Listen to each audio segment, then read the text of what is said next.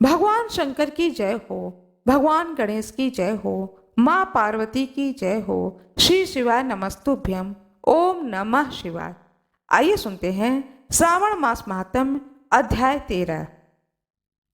इस अध्याय में दुर्वा गणपति व्रत विधान बताया गया है। आइए जानते हैं।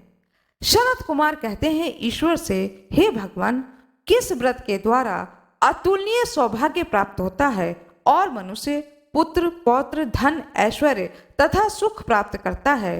हे महादेव, व्रतों में उत्तम उस व्रत को आप मुझे बताएं। ईश्वर कहते हैं, हे सनत कुमार, तीनों लोकों में विख्यात दुर्वा गणपति व्रत है। सर्वप्रथम भगवती माँ पार्वती ने श्रद्धा के साथ इस व्रत को किया था। हे मुनि सत्तम, इसी प्रकार पूर्व में सरस्वती, महेंद्र, विष्णु, कुबेर तथा अन्य देवता, मुनिजन, गंधर्व, किन्नर, इन सभी ने भी इस व्रत को किया था।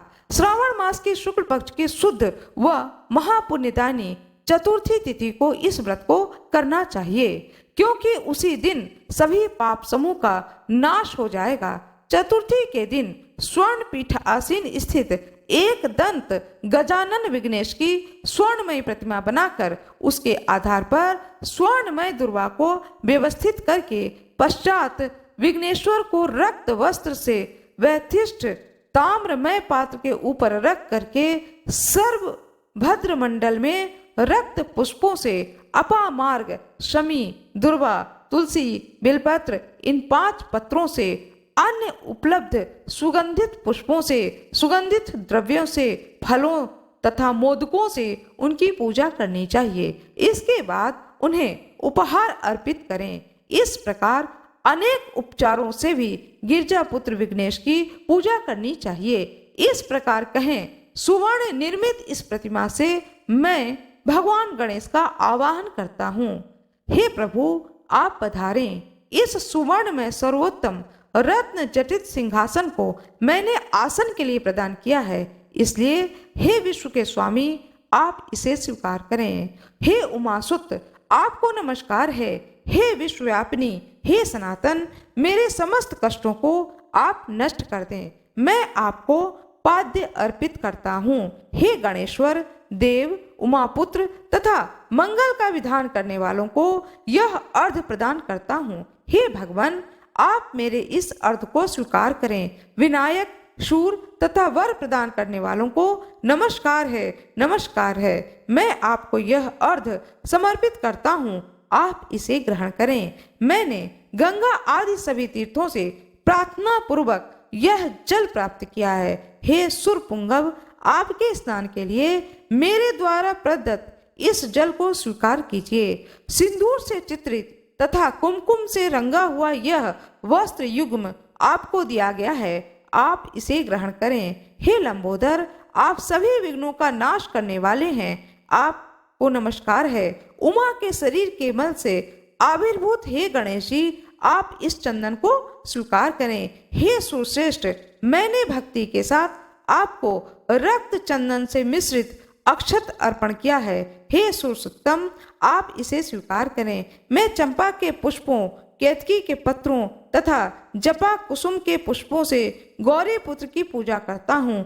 आप मेरे ऊपर प्रसन्न हो। सभी लोगों पर अनुग्रह करके दानवों का वध करने के लिए स्कंद गुरु के रूप में अवतार ग्रहण करने वाले आप प्रसन्नता पूर्वक यह धूप लीजिए। परम ज्योति प्रकाशित करने वाले तथा सभी सिद्धियों को देने वाले आप महादेव पुत्र हैं।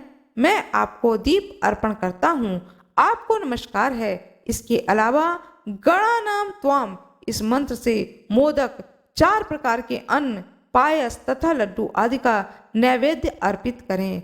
मैं आपकी मुख शुद्धि के लिए आदर पूर्वक कपूर, इलायची तथा नागवल्ली के दल से युक्त तांबुल आपको प्रदान करता हूँ।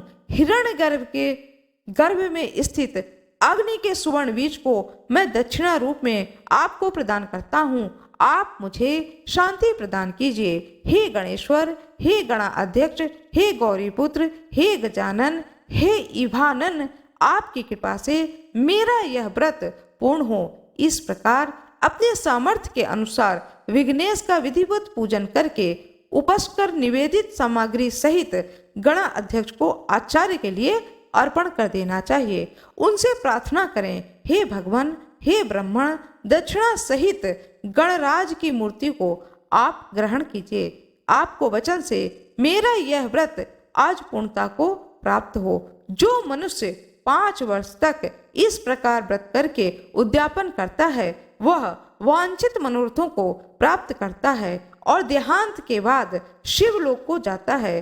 अर्थात 3 वर्ष तक जो इस व्रत को करता है वह सभी सिद्धियां प्राप्त करता है। जो व्यक्ति उद्यापन के बिना इस उत्तम व्रत को करता है, विधि के अनुसार भी उसका जो कुछ किया हुआ होता है वह सब निष्फल हो जाता है। अब उत्तम विधि बताई जा रही है उद्यापन की। उद्यापन के लिए प्रातः काल तिल से स्नान करें। इसके बाद व्यक्ति 1 पल या आधा पल या उसके भी आधे पल की स्वर्ण की गणपति की प्रतिमा बनाकर पंचगव्य से स्नान कराकर भक्ति तथा श्रद्धा के साथ इन 10 नाम मंत्रों से दुर्वा दलों से सम्यक पूजन करे। हे गणाधीश, हे उमापुत्र, हे अधनाशन, हे विनायक, हे ईश पुत्र, हे सर्वसिद्धि प्रदायक, हे एकदंत, हे इव भक्त, हे मूषक वाहन, आपको नमस्कार है। आप कुमार गुरु को नमस्कार है। इन नाम पदों से पृथक पृथक पूजन करें। पहले दिन अधिवासन करके प्रातः काल ग्रह होम करके दुर्वा दल तथा मोदकों से होम करना चाहिए। उसके बाद पूर्ण आहुति देकर आचार्य आदि का विधिवत पूजन करना चाहिए और घट तुल्य थनों वाली गाय का दान अपनी सामर्थ्य के अनुसार करना चाहिए। हे वत्स, इस प्रकार व्रत करने पर मनुष्य सभी मनोरथों को प्राप्त कर लेता है। हे सनत कुमार, अपने प्रिय पुत्र गणेश के व्रत करने से संतुष्ट होकर मैं उस मनुष्य को पृथ्वी पर सभी सुख प्रदान करके अंत में उसे सदगति देता हूँ। जैसे दुर्वा अपनी शाखाओं प्रशाखाओं के द्वारा वृद्धि को प्राप्त होता है, उसी प्रकार उस मनुष्य के पुत्र पौत्र आदि संतति निरंतर बढ़ती रहती है। हे सनत कुमार, मैंने दुर्वा गणपति का यह अत्यंत गोपनीय व्रत कहा है। सुख चाहने वालों को इस सर्वोत्कृष्ट व्रत को अवश्य करना चाहिए। इस प्रकार स्कंद पुराण के अंतर्गत ईश्वर सनत कुमार संवाद में श्रावण मास महात्म्य में दुर्गा गणपति व्रत कथन नामक 13वां अध्याय पूर्ण हुआ। ओम नमः शिवाय। भगवान गणेश की जय हो, भोले बाबा की जय हो, माता पार्वती की जय हो। कृपया कमेंट बॉक्स में गणेश भगवान की जय हो अवश्य ही लिख दीजिएगा। वीडियो को लाइक करिएगा, चैनल को सब्सक्राइब करिएगा, बेल आइकन दबाना ना भूलिएगा। आप लोगों का बहुत बहुत धन्यवाद।